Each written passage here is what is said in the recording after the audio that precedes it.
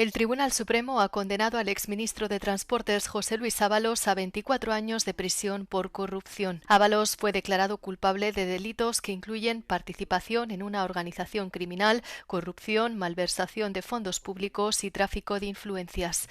El tribunal también condenó a su exasesor Koldo García a 19 años.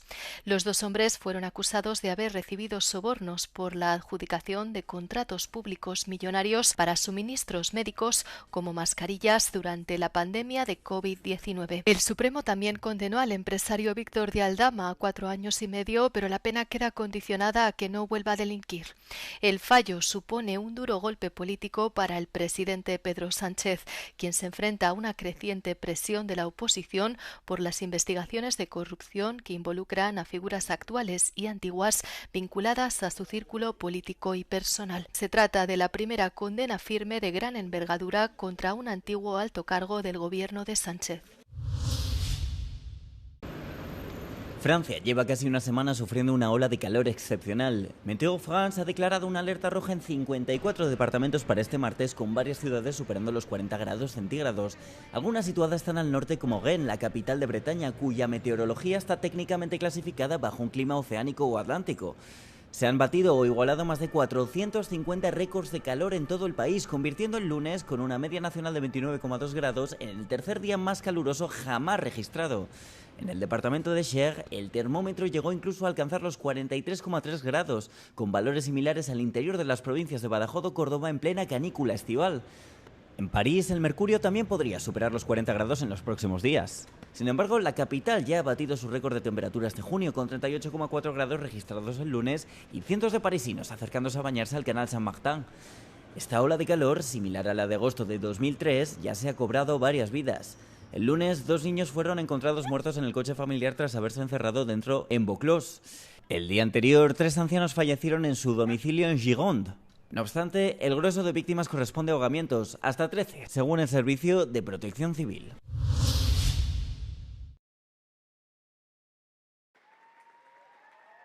La celebración de la cumbre entre la Unión Europea y el Reino Unido, prevista para el 22 de julio, parece cada vez más dudosa después de que el primer ministro británico Keir Starmer anunciara su dimisión el lunes. Bruselas ha confirmado que se están reevaluando los planes.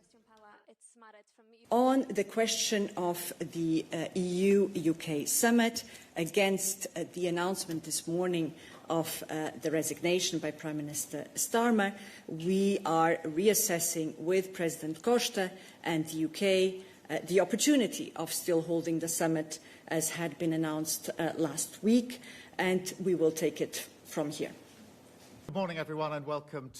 Restablecer los lazos con la UE tras el Brexit era una prioridad para el gobierno de Starmer, que estaba cerca de cerrar acuerdos sobre comercio, energía y movilidad juvenil antes de la cumbre de julio, la segunda de este tipo. En una comparecencia ante el 10 de Downing Street el lunes, Starmer presentó un calendario para su salida que contempla la llegada de un nuevo primer ministro como muy tarde en septiembre. Sin embargo, cobra fuerza la posibilidad de que Andy Burnham, exalcalde del Gran Manchester y favorito para sucederle, asuma el cargo a mediados de julio.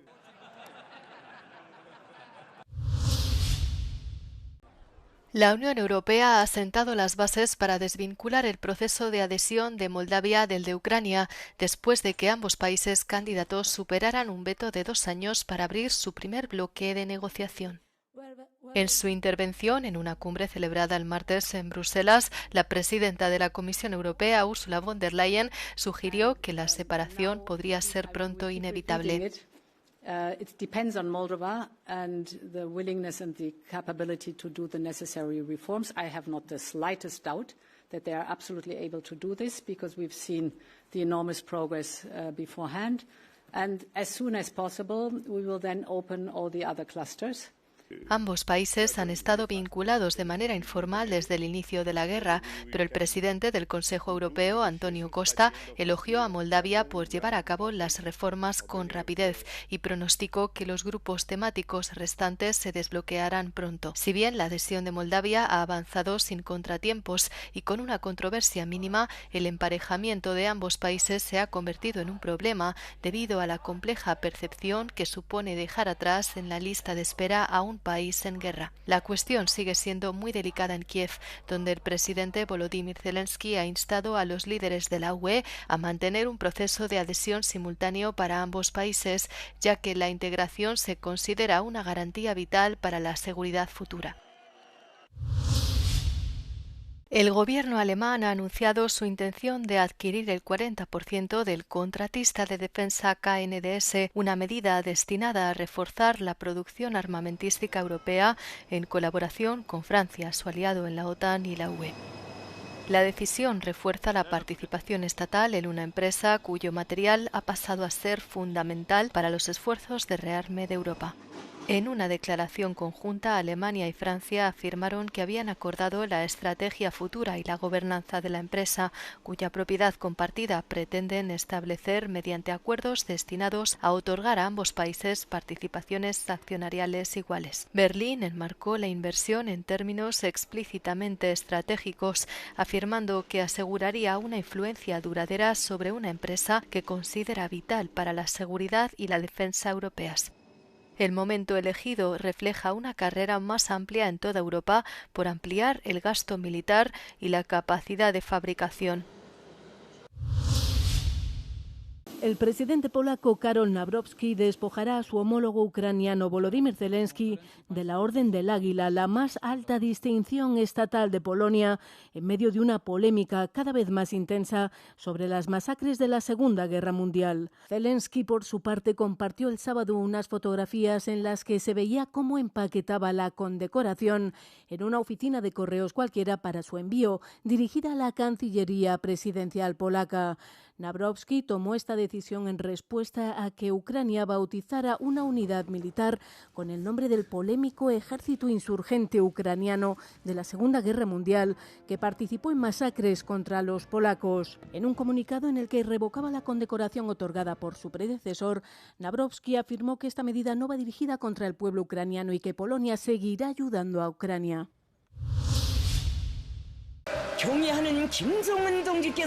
El líder norcoreano Kim Jong-un ha subrayado la necesidad de contar con armas nucleares en una reunión del Partido de los Trabajadores, según han informado los medios estatales de la autarquía a primera hora de este martes.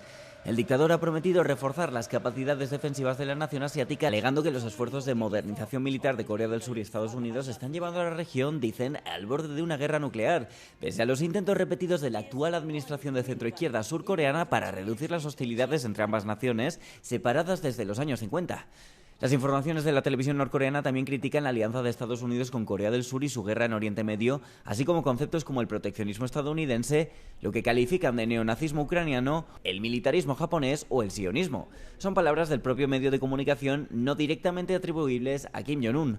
Pyongyang se ha autoproclamado en repetidas ocasiones un estado nuclear irreversible desde que la cumbre de 2019 entre Kim y Trump en Hanoi, Vietnam, fracasara debido a desacuerdos sobre el alcance de la desnuclearización y el levantamiento de las sanciones. España vuelve a la senda del triunfo en la segunda jornada del Grupo H en la Copa Mundial de la FIFA 2026. Tras el decepcionante empate sin goles ante Cabo Verde en su estreno, la Roja respondió con autoridad y rubricó una convincente victoria sobre Arabia Saudí. La Roja goleó a Arabia Saudí por 4-0 con una victoria contundente gracias al gol de la joven estrella del Barcelona, Lamine Yamal, en el minuto 10. Tras asistir a Yamal, Mikel Oyarzabal firmó un doblete en los minutos 21 y 24 para colocar el 3-0.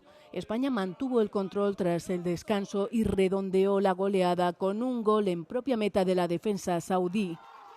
La acción del Grupo G también se puso en marcha el domingo por la noche en Los Ángeles, donde Bélgica e Irán se enfrentaron tras haber empatado en sus respectivos debuts. Los Diablos Rojos igualaron 1-1 ante Egipto, mientras que la selección iraní rescató un empate 2-2 frente a Nueva Zelanda.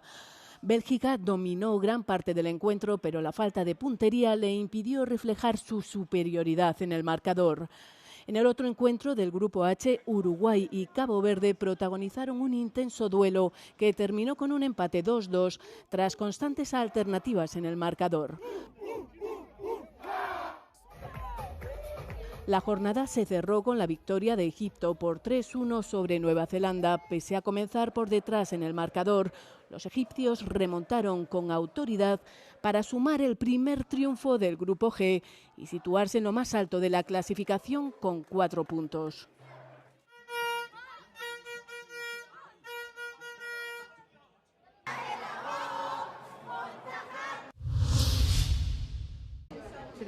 El Papa León XIV advirtió este lunes que en el mundo actual resulta más fácil alimentar los conflictos que a las personas durante una visita a la sede del Programa Mundial de Alimentos de la ONU en Roma. El sumo pontífice denunció que las complejas decisiones políticas y los enfoques ideológicos sesgados levantan barreras a la ayuda humanitaria mientras permiten la libre circulación de armamento.